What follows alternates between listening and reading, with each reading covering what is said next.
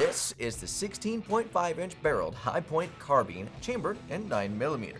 Known for odd-looking guns, Hi-Point doesn't disappoint here, but realizing that it's sub $300 should give some leeway to anyone looking to buy this pistol caliber carbine.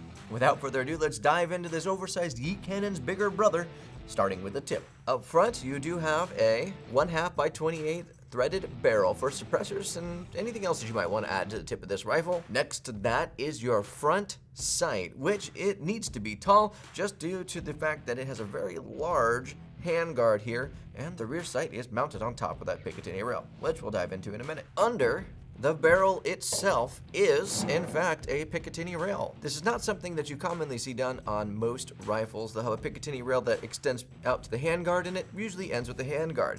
Here, it's pretty nice. You can put any laser or light that you want to in the bottom of that, and then there's an additional one right down here for any vertical grips you might want to add to the bottom of this thing. Speaking of that handguard, it does have what I call an almost Picatinny rail-like design going along that handguard, which overall does make it actually pretty grippy and easy to hold on to. Moving up top just a little bit farther in a very angular design is the front sight. Now, it is bolted onto the top of the Picatinny rail. It does not slide on.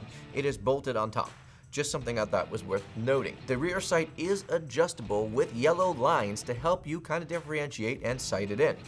The charging handle itself does have a USA imprinted in on the end of the bolt, which is kind of fun, and has a metal-free kind of floating charging handle, which does make it very easy to grip and pull the bolt back whenever you are ready to fire this thing downrange. Just under the charging handle is the safety switch, which is kind of a lever safety switch. You pull up and pull down to turn it from safe to fire or in reverse. Moving down just a little bit farther, the trigger guard itself. It is a smaller trigger guard, so for those who live in colder environments, keep that in mind. If you have a big glove on, it might be a little difficult to get your finger in there. Plan your gear accordingly. I would like to note that this portion right here of this rifle is made out of metal, while the rear and the front portions here are made out of polymer, just like the grip.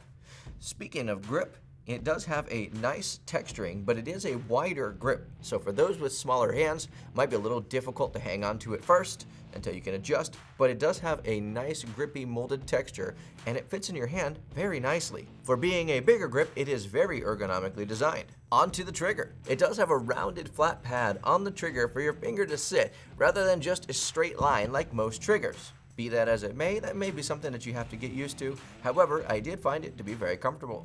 Overall, the trigger has almost no take-up with you hitting an immediate wall. Not to mention, the release on the trigger is the entire trigger pull. Let me show you what I mean.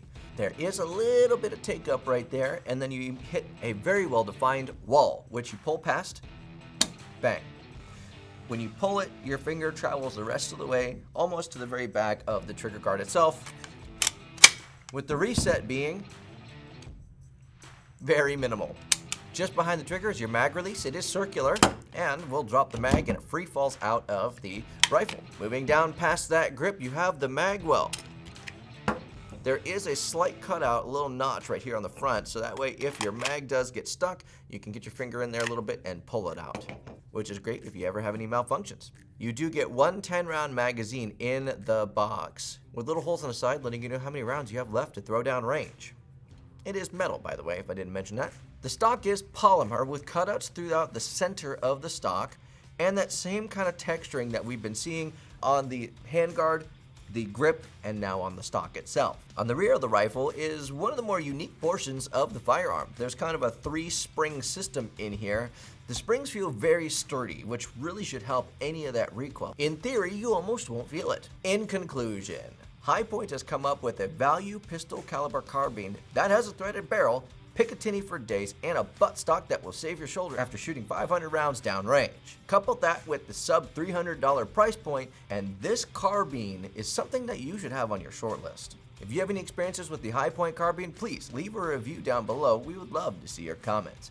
That is all I have for you today. God bless. It is time to end.